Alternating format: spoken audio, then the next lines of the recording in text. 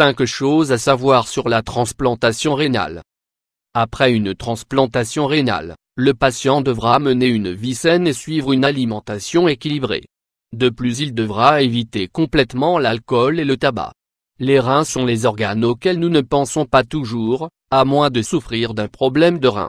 Cependant, nous devons nous rappeler que ces organes jouent un rôle très important dans votre vie, car ils sont chargés de filtrer les déchets. Par conséquent, lorsque les reins cessent de fonctionner correctement, une greffe est nécessaire. Aujourd'hui dans cet article, nous allons parler de plusieurs aspects que vous devriez connaître au sujet de la transplantation rénale, également appelée greffe de rein. Qu'est-ce qu'une transplantation rénale? Une transplantation rénale ou une greffe de rein est une intervention chirurgicale dans laquelle un rein sain est incorporé pour remplacer le rein qui a cessé de fonctionner. Un rein sain peut occuper la fonction de 2 reins qui ne fonctionnent plus. Pour cette raison, il est possible de vivre avec un seul rein si vous êtes une personne en bonne santé. Par conséquent, seules les personnes qui possèdent 2 reins en parfait état peuvent faire un don de ce type. 1. Type de donneur de rein. Type de donneur de rein. Lorsqu'on réalise une greffe de rein, le nouvel organe peut provenir de différents types de donneurs, une personne de la famille, comme l'un des parents, un frère ou un fils. Ces personnes sont celles qui ont le plus de chances d'être compatibles car elles ont la même origine génétique. L'un des gros problèmes est que les personnes qui souffrent d'une maladie grave ne peuvent pas être donneuses.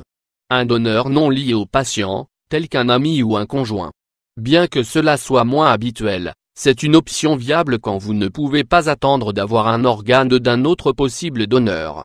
Un donneur qui vient de décéder.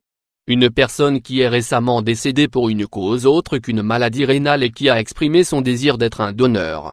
Le problème est qu'il existe une longue liste d'attente et la compatibilité n'est jamais garantie. Par ailleurs, le don d'organes ne se pratique pas dans tous les pays. 2. Procédure pour le receveur d'une greffe de rein. Cette procédure reste très complexe et le patient est soumis à certaines étapes. Si votre médecin vous a suggéré cette chirurgie, posez-lui toutes vos questions. La procédure de base est généralement la suivante, le receveur est soumis à une anesthésie générale avant l'intervention chirurgicale. Ensuite, le chirurgien réalise une incision dans la région abdominale inférieure et incorpore le nouveau rein à l'intérieur de l'abdomen inférieur. L'artère et la veine du nouveau rein sont ensuite reliées à l'artère et à la veine du bassin. Le chirurgien relie l'urtère à la vessie. Enfin, le chirurgien s'assure que le sang circule correctement à travers le nouveau rein et que l'urine est produite de la même manière que lorsque la personne a des reins en bonne santé. Bien que la chirurgie se termine seulement en quelques heures, il faudra plusieurs semaines pour que le nouveau rein commence à fonctionner normalement. 3. Complications d'une transplantation rénale. Transplantation rénale. Une greffe de rein peut entraîner des complications. Les plus courantes sont les suivantes. Rejet de la greffe. Le rejet de greffe peut se manifester de 2 manières différentes, rejet suraigu ou hyperaigu. Il commence quelques minutes ou quelques jours après la greffe et il est nécessaire de réaliser une nouvelle opération au patient pour enlever le rein qui a été transplanté. Rejet aigu. Il survient lorsque, après quelques semaines d'intervention, il se produit une fuite de cellules inflammatoires dans le tissu du rein transplanté. Ce problème se traite avec des corticostéroïdes, tant que ce n'est pas une conséquence d'une réponse immunitaire de l'organisme contre le nouveau rein. Jusqu'à présent, il n'y a pas de traitement efficace pour ce dernier. Infection due à la diminution des défenses de l'organisme suite à la prise de médicaments immunosuppresseurs. Possibilité de souffrir d'un cancer à cause des médicaments immunosuppresseurs. Déséquilibre des taux de calcium. Les effets secondaires des médicaments, problèmes digestifs, perte de cheveux et diabète de type 2, entre autres. Si vous avez subi une greffe de rein, l'origine de ce problème a pu survenir à cause d'un mauvais style de vie. Pour réduire de possibles problèmes à l'avenir, il est important de réaliser de grands changements et d'améliorer votre qualité de vie. Principaux soins après une greffe de rein. Si vous avez subi une opération de greffe de rein, vous devrez suivre les conseils du médecin et conserver une bonne hygiène de vie. Nutrition. Le suivi d'une alimentation saine et équilibrée est indispensable après une greffe de rein. Vous ne garantirez une récupération complète que de cette façon.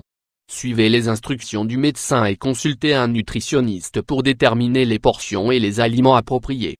N'oubliez pas que si vous avez une autre maladie, vous devrez également tenir compte de vos besoins.